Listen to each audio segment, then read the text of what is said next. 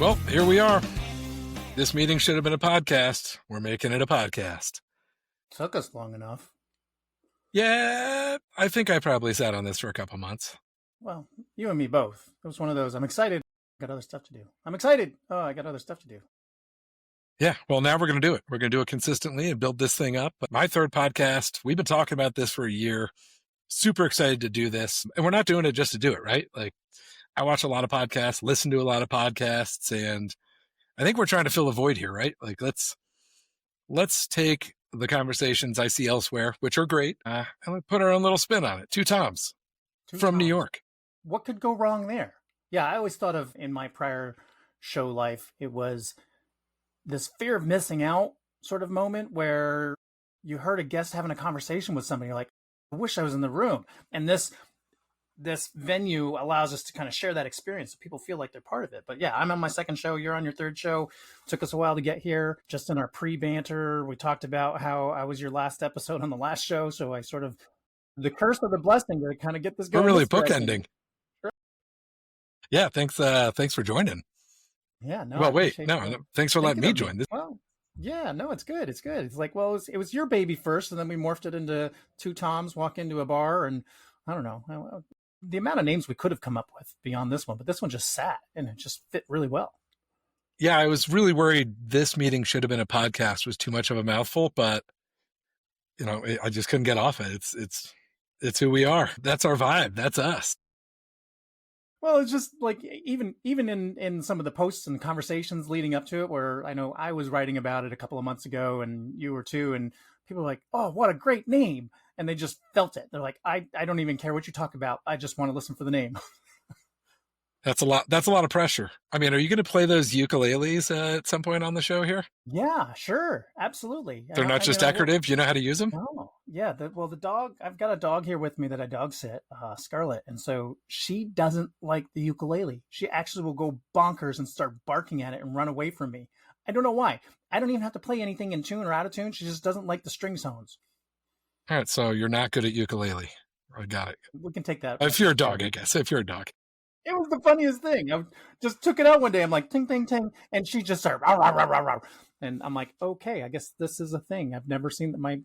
My old dog didn't care. I got bongo drums. She doesn't care. Play radio, play piano. Doesn't care.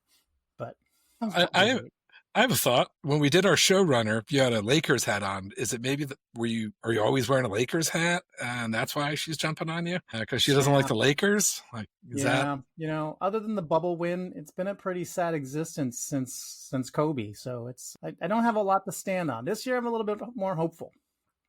I don't know if you can see my shoulders. Those gray shoes are Kobe 4s that Kobe signed both of them for me in person. So wow. I've got a little bit of Lakers love. I'm in Denver now. I'm a Nuggets fan. I've been a Nuggets fan since I got here, and I was forced to dump the Lakers to be a true Nuggets fan, and I was happy to dump the Lakers. You were in LA for a bit. Yeah, lived out in LA. It was great. Maybe that's why I want to be on a screen now, because my LA days. That was a dream when I was a kid. Like, I wanted to be, when Who's the Boss? I'm dating myself. When Who's the Boss was on, I'm like, I could be on that show. And there's just a bunch like Family Ties and all these other shows. I'm a little older than you, but you just had this envy. I'm like, I could do that. What? I could do that. Family Ties is a great show. That's a good drop. I used to watch that growing up. That was fantastic. Yeah. Oh, Growing Pains, right? Kurt Cameron. Yeah. DiCaprio was on that. That was like his earliest show. He was in like the later seasons. Remember? He was like, was he adopted or? I don't know how that happened. Yeah, who knows? I think he got the I left shoe or whatever it was. He had a bunch of stuff, and same thing for like Johnny Depp. They just had a bunch of stuff. But now, like I'm watching reruns of this show called The Newsroom. If you saw that on HBO, hey, Newsroom's great. Yeah, great show. But we're just starting back through. David Hasbrook is a main character in there. As this guy Elliot. You've got Olivia Munn, who plays a financial analyst, reporters, news specialist on there, and it's all these great cast of characters. You just forgot. I'm like, holy cows, right? Even Jane Fonda's in there.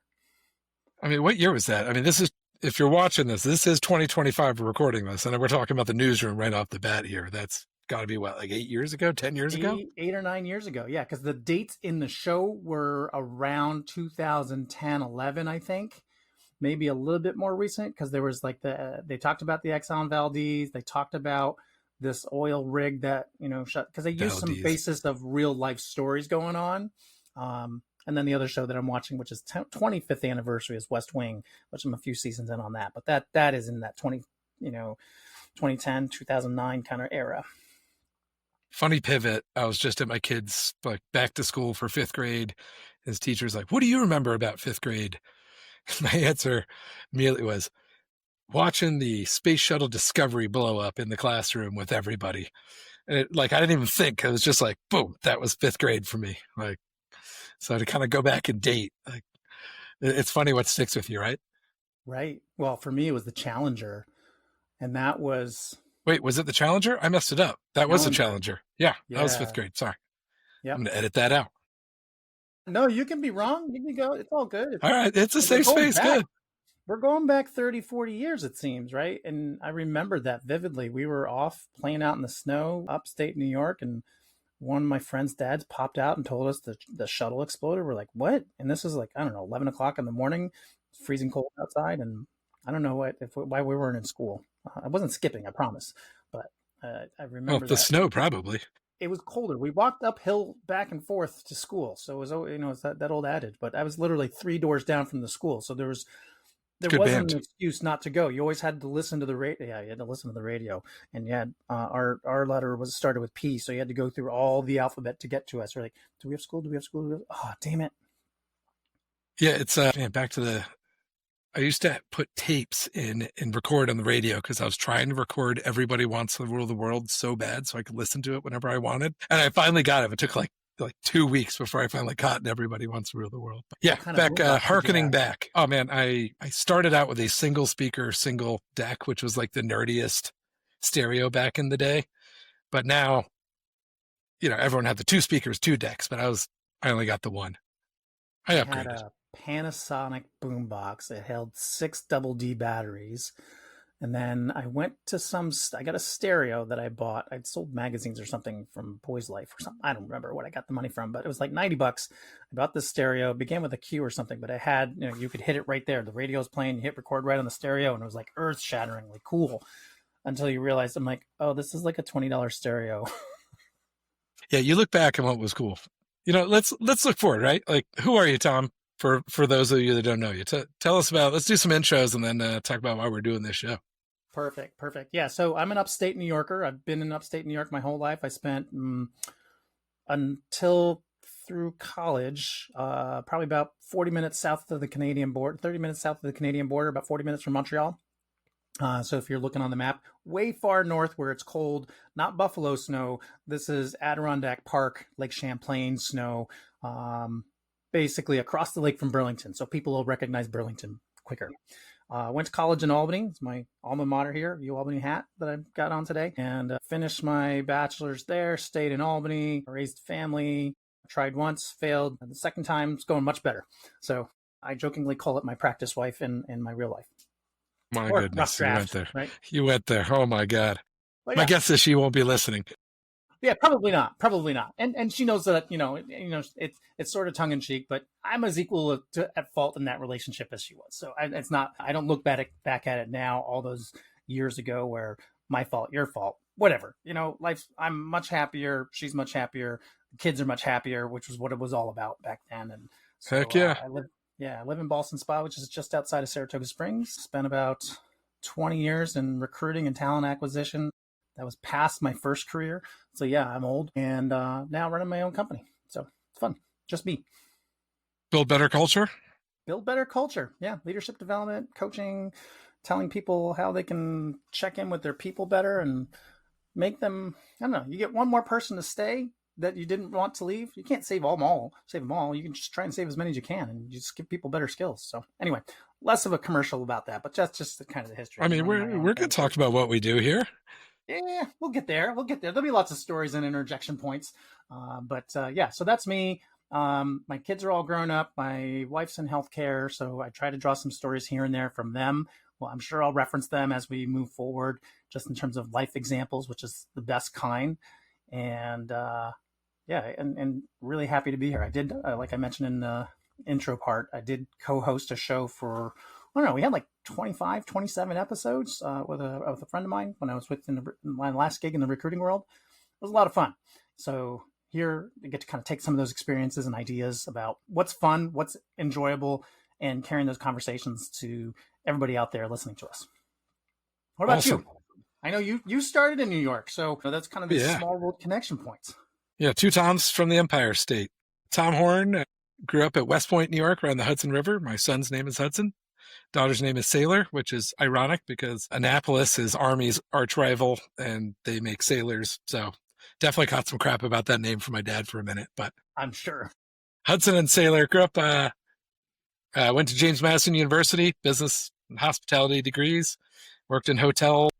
Never really in HR the first half of my career, but I always realized HR folks were the best people to partner with and to make sure you had on your side and to check all the things I had to do so I didn't get in trouble when I was writing someone else up. I mean, how many managers have you seen that do a write-up and then they get in trouble more because they handled it poorly, right? So They botch it. Yeah, like those are the lessons. Those are the lessons where I'm like, man, all right, HR stuff, always be keyed in. But, I've done everything, run hotels, run restaurants, been CEO of a restaurant company, been in HR tech as a partner to HR folks. And to me, it's really important not to be selling to the HR space, but to partner in the HR space.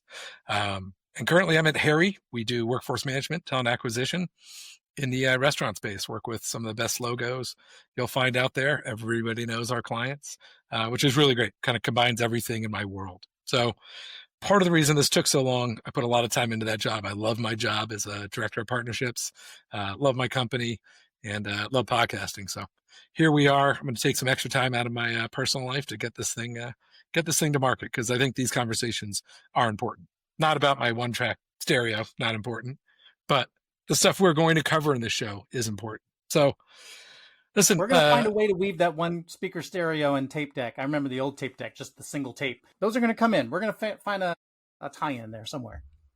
I'm going to see if I can find a picture of that. I'll add it in somewhere into this, into the show here. So why are we doing this, right? Like, it's honestly, podcasting has nothing to do with me. It really doesn't.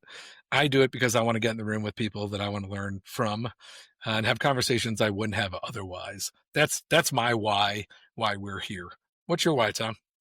Yeah, I echo that sentiment. I think having conversations, sharing conversations with different people, again, I said it earlier, help people feel like they're in the room having these conversations. They're busy living their lives, raising kids, dealing with elderly parents, or being the elderly parent, whatever that looks like.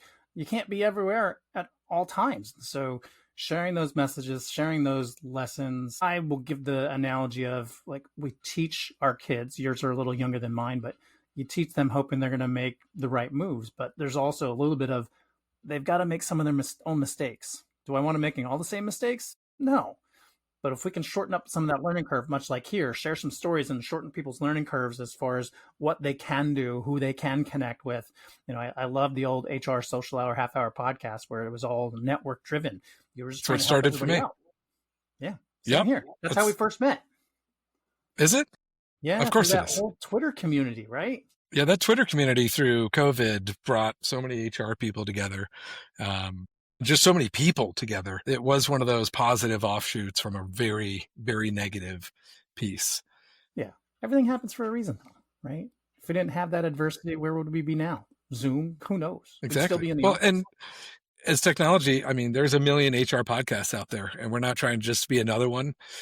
Our thought, or at least my thought, well, I'll say our thought. I'll speak for you here for a second. Let's have a different version of the conversation. There's some very super intelligent, smart conversations. There's some fun conversations. Our goal is to really pull them together, right? Like, work is hard. If you're out there, work is really tough right now. The economy's unstable, I'll say. I'm not going to say good or bad, but it's unstable. There's a lot going on. And I'm going to post a Far Side comic that I posted on LinkedIn last week.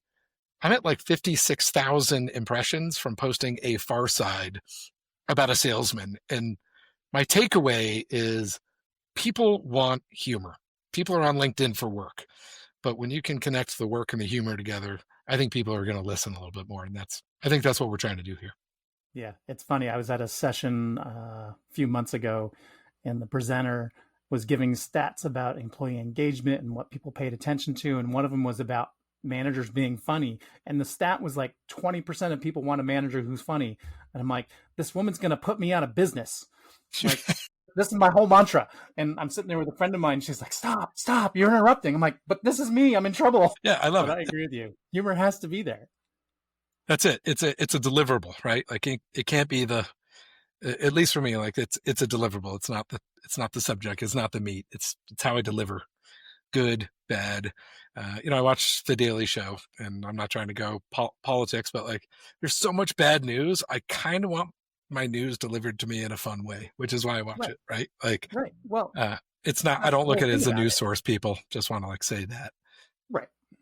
I think it's there's the how and the why, right? What do I need, and the what of what's going on in the business world, in your personal world, in the political, geopolitical, all that mess. But at the end of the day, if I have a choice to get beat up with the news or be entertained by it and at least take it with a grain of salt, like it's kind of like going to a comedy show. They're not trying to be insensitive. They're trying to get you to step away from the world and just have a laugh about something, and take you into a moment of the absurdity of different scenarios. And whether that's laughing at your families when they mispronounce things, that's just sort of something that's going to get in trouble if I elaborate. That'll be a different story for another day. But it could be anything. Like, you just got to find the humor in life and recognize, no, we're not trying to be mean. Yeah, humor can go sarcastic and get testy, but yeah, I'm a huge fan. Gotta laugh in life. That's what it's about. That's it. So if you saw our showrunner, we promised no corporate jargon. That was a complete lie. We're going to talk about corporate jargon, but we're going to have fun with it. So I got a new one I saw, Tom. Can I introduce the newest corporate jargon I saw yesterday? I couldn't believe it. I'm always like waiting to see the next thing people come up with, but I just saw it. It blew my mind. You ready? Please, come on. I'm dying with bated breath. I'm going to show it on the screen. Quiet cracking. Is that dealing with like crackers? Like, honestly, like I don't like. I've brought it up, and I still have not been able to bring myself to the HR executive article that I saw. And I love HR executive, love a lot of the folks there, but like quiet cracking, man, I almost died when I saw it. I was like, there it is. And it says, maybe HR's latest buzzword. Have you heard it before? I think I saw it in an article, and I think I saw the word quiet. I'm like, we've had so many quiets in the last 5 years. I just don't care anymore. Like, come up with something original. Right? Yeah, it's that's the rehash we're talking about, right? Like that's what we're trying to solve for. Like, how do we get these messages without just rehashing the same crap? Oh, I did pull it up. Quiet cracking is the suggestion that employees are suffering immense stress and burnout and doing so alone, which I think is like a really good message. That's a really important message, right? That I think we should pay attention to. Yeah, like it. I feel like the importance of that gets taken away by the term quiet cracking. Like, that drives me insane. Like, let's just take care of people. Burnout, stress. Like, let's call it what it is. Let's not make it sound fun or cute to get eyes on it. And maybe that's what it is, to get the eyes on it. But to me, it turns me away. I just now read that article that I've had on my tab for a week now in preparation of this show.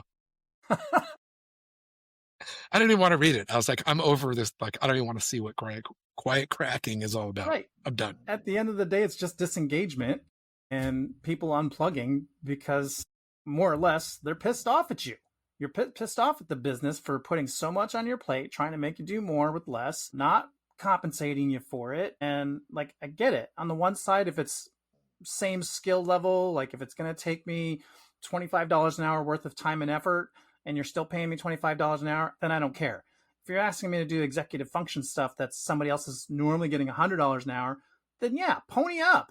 But the whole gist is, why are you're not doing anything? Companies aren't doing things enough about burnout. And it's for me, it bugs me because the managers bear the brunt of it, and then they take it out on their employees, and it just turns into this turnover circle. And you have, I call them fuddy-duddies. Nobody wants to work anymore. No, they don't want to work for you. Well, that's it. And I love that point. It's the managers, the people that literally have the biggest impact in your business in a lot of industries. They're the most stressed out. They don't have the support, and it goes downhill, and they end up being bad managers and then creating the quiet cracking for their employees under them. And they don't, that's a really, really good point there, right? They don't start down that, we'll say dark path. I've got Star Wars stuff all over. I can say dark side.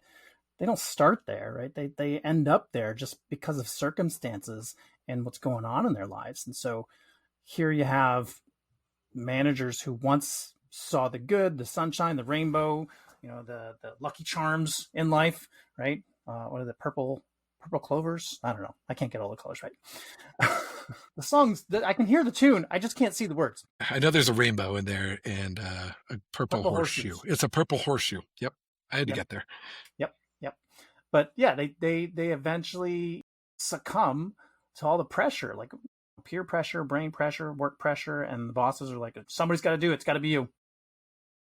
Well, and you can get the most out of your employees. You can push them. You can be tough. I came up in sports. My best coaches weren't my best friends, but they're the people that I got the most out of for myself, and I still carry today. And there's ways to do that. And that's the kind of stuff I want to make sure we're talking about on this podcast. Yeah, I agree. Yeah.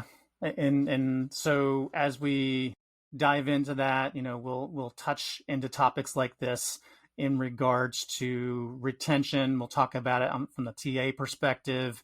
We'll talk about these issues with perhaps some business owners and fractional HR professionals, as well as folks that are in the seat leading these changes and trying to be strategic and championing. See, I'm using all the corporate buzzwords, championing causes. I was writing a proposal for something. Total liars. How would I make this more appealing to CHROs? Like, put the word champion in there. They like that. Put strategic in there. They like that. I'm like, well, and that's what's worse. We can now evolve that. Now I'm the quiet cracking guy. So it's like you're kind of stuck with these buzzwords, right? Like you're either stuck with a buzzword or you're doing something different that's worse than the old buzzword.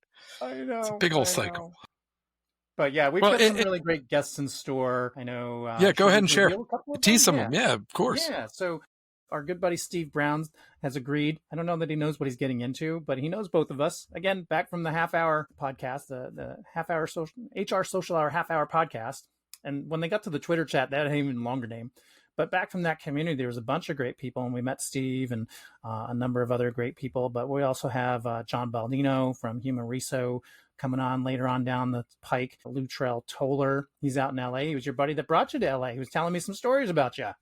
Man, Luttrell and I have stories. He was a recruiter. That's all he was. Recruiter, working for a firm to try to fill a job, 5,000, how many miles New York and LA are. And he's now one of the most influential people in my life, which is part of the reason I love talent acquisition and recruiting so much, which is a space I now work in. So big shout out to Luttrell. Can't wait to talk to him again. And then Christine Miller from the Experience Group, who you know. I'm excited for you to chat with her. I know I've gotten to know her over the last several months. We met through some online networking here in the last year and have had a lot of great conversations about not only what it is to bring somebody into an organization, but how do you make them feel experience-wise once they're there, whether they're at home or in a remote, I should say, once they're at home or they're in an office, or maybe it's a hybrid environment where you have people coming and going, sort of the jockeying of desks. There's an experiential component. A buddy of mine on a prior show used to say, invite people to the office, give them purpose for being there versus I'm going to do my Zooms from the cubicle room. Great. I could have done that from home. Yeah, right. Engagement. I worked in engagement for a long time. You talk about culture, I talk about engagement. That's the cornerstones of the conversations I want to have. And I think it's a great guest group. We're going to have guests guests you've never heard of. We're going to have some frontline people that don't have giant titles. They can bring a perspective straight from the front lines. So we're going to have a big old range of guests. That's just a teaser of who we've got coming up. Yeah, absolutely. And I'm going to circle back. I want to talk about this earlier for a hot second, but not the same old conversations, right? Like part of the reason we're doing this, the Darden report, University of Virginia, Darden School of Business, like pretty good stuff, right? Right. I haven't read through it, but I've heard the Darden School of Business. I've heard of Virginia and I went to James Madison, which people from UVA say stands for just missed UVA, which that is not the driver of why I'm going to call out something from their School of Business here right now. That's cold. That's like calling out Nuggets fans for thinking that they were competitive. I mean, we won more recently than you guys won. How many championships have you won?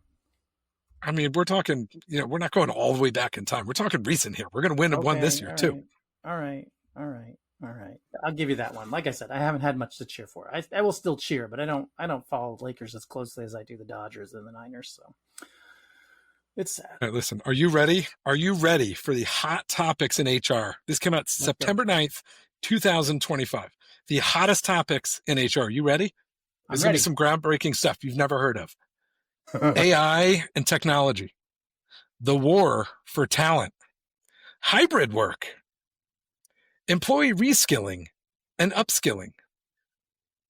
Blending talent. Employee engagement. This is new cutting edge stuff. None of our listeners have ever heard of these hot topics that are just now coming out in our space, right? The only one that you read off so far, the blending of talent, I've not heard that phrase. I will say I like blending of talent. And I like all these things. But I don't not like any of this, right? Right. But it's like they've been talking about all of these topics for 5+ years. Who's doing anything about it? All right, so I'm reading Blending of Talent. There's been a rapid change in organizations backing away from DEI commitments. One question many executives struggle with is how to pursue the substantive benefits of a diverse and inclusive workforce while still adhering to some of the recent executive orders around DEI. So, blending talent is DEI without having to say DEI. So, that's a tough topic. We were talking about that in my not new, very important. No, but yeah, I think everyone in that space obviously saw a lot of the consultants shrink their staffs because there wasn't the funding, there wasn't the spending, there was a lot of turmoil there. But we know that it's such a critical area that we have to address and keep our finger plugged into. And there's more stress with all of them, especially folks who are, I don't want to say on the fringe, it's not the right word, but are dramatically impacted by the lack of commitment on DEI and B and how it relates to their workforce, the people that they're trying to support, their employees. And it's almost like they're getting their hands slapped, or they are getting their hands slapped, frankly, for even talking about it or mentioning it. And schools and businesses are losing hundreds of millions of dollars in funding because they're trying to be diverse. Yeah. It's crazy. Trying to do the right intent, and obviously there's different skews, and we're not going to go into the political scheme, but yeah, so it's a big topic, and I like this blending talent. I like that phrase. I think now that I understand, I think we can spend some more time diving into that. And we can ask folks like Steve and John and some others, hey, how is this affecting you from the HR standpoint? But then with some of the business owners and business leaders, what are you doing here? And again, that's why I brought it up now, right? Like, this conversation is the same conversation every single year since the beginning of work. What our goal is to address what that conversation means today, here and now, and in a way that is not saying, here's the hottest topics, and then repeat the same crap, respectfully. Or that was kind of different. Repeat the same crap that you've heard every single year. Let's have different conversations about that, because the setting every year changes. So it is important. It's the same things, but how do we tackle these with new angles where we're at today? And that's why you and I are talking on a podcast. Yeah. Well, I think there's that definition of an insanity, right? It's doing the same thing over and over again, expecting different results. You're going to keep running into walls if the wall's in front of you and you're not going around it. There's some cartoon that I saw, we'll pull it up another time, where the character keeps walking into a hole in the ground. There's a hole in the middle of the road and keeps walking into it, even though they see it coming, until they decide to make changes in their own paths. I'll find it for us and we'll show that. But it's very on point with, unless you're going to choose to make the change and approach it differently or have a different spin or context or understanding, you're going to keep making the same mistakes. Well, and people keep making the same mistakes. The key is not perfection. It's 5% better tomorrow, 5% better the next day, 1% better the day after that. Constant movement. Yeah. All right, listen, we got from a sales standpoint, right? It was make one more phone call today. That's all you got to do. One more phone call and make all the world difference. Yep. It's like the Kaizen, or the best thing anyone ever told me is a 1 degree angle as you go further down becomes a giant difference maker by changing that first degree. And that's what we're here to do. All right, listen, we've been talking a lot. I want to try to keep this tight. We spent so much time talking about, our lives at the beginning. I want to make sure we have time to talk about our segments. We're going to have segments that will repeat in these shows. won't just be us meandering. We will have guests. This is our intro show, so you can kind of get to know who we are, what's going on. But segment number 1 we're going to preview today is what does AI say? Where we're going to ask AI different questions and see what kind of answers it gives us back. So let's go ahead and do that. I'm going to... We almost need a sound bit like what does the Fox say kind of sound segment without breaching any sort of licensing issues. That's what's going off in my head. Like as we get closer, I'm going to try automate this. This is going to be a little clunky in the first time, but I got a screenshot. My first question for GPT is, what's AI say about why job postings all sound the same? I feel like Katrina Kibben would have some opinions on this AI. All right, so I've thrown it in. My GPT, most job posts are written by templates. Companies want consistency, competitive play, team player, legal compliance. Yeah, that makes sense. Here's one. Fear of being too different, in quotes. Many organizations don't invest in employee branding, so they default to safe, generic descriptions instead of showcasing culture, personality. I actually think that's a really good call out. Yeah. I think that's a big piece. What say you? I think in my experience, again, and I say this because I played 20 years in that space. Everything from the boring, we've got a warehouse job, you're going to lift stuff, $12 an hour, $8 an hour, whatever it was. I'm old, so the wages have changed over time. But these days, I think you need to have, I was long a proponent of, somebody needs to create video job descriptions. Show me what I'm doing. Show me something interesting. Show me somebody doing the job that I'm going to be. You don't have to reveal trade secrets or anything like that. I get that from a design standpoint if you have contractors who are locked into NDAs. But tell me who I'm going to interact with, what my support structure is going to look like. Give me a little video narrative, almost like what you see with the YouTube shorts. You have people talking about stuff all the time. And you're right. I think that analysis is on point. There are boring job posts, and who wants to apply to a boring job post? There's a fine line, right? Like you don't want to have like ninja, that was like the big thing, or wizard. It's like, well, how do you SEO, optimize that? How does someone even know what the heck they're doing? So it's like that fine line of like, how do you get them to know what it is, but also stand out? All right. So to end this quick little segment that we'll be running in and out of the show, the final piece is AI says job postings all sound the same because HR keeps copy and pasting from the same dusty templates. Sprinkle in fast-paced environment, team player, and competitive pay. Boom! You've just described 90% of LinkedIn. Right. Good job. And what have you told everybody? You said in that job post description you just read off, I'm going to work you to the bone. I'm going to expect you to work 60 hours a week, but pay you for 35, and you're going to be stressed. Yeah, that's it. You tried to make it sound cool. No, you just made it sound awful because you just stressed me out. Jargon. So I think that's a good intro and kind of the next segment. And this segment will be running forever and ever. But we set up a speak pipe. You'll find the links on our webpage. It's a voicemail. You can call in and leave a voice call. You can say whether you want us to use your voice or print it. But we're going to be pulling stories about the worst meetings you've ever had, about worst job descriptions that you've seen. We want to hear from our audience about that. So we've set up SpeakPipe so that all of you can have a voice and tell your stories. We're going to be pulling them into the show. We're going to be talking about them. Again, just in your voicemail if you don't want to hear your voice. And also, we don't want names. We don't want company names. We don't want timelines. We want this to be anonymous. We're not trying to get people fired or in trouble. Yeah. We want it to be fun. We want to activate these stories. So if you think your voice is recognizable, just say it in the voicemail. We'll just read the script off of it. Yeah. So pretty excited about that SpeakPipe, honestly. That's live now. You can jump in and give us one. Steve Brown's voice will stand out. Everybody knows what he sounds like. Yeah, if exactly. You don't, you should.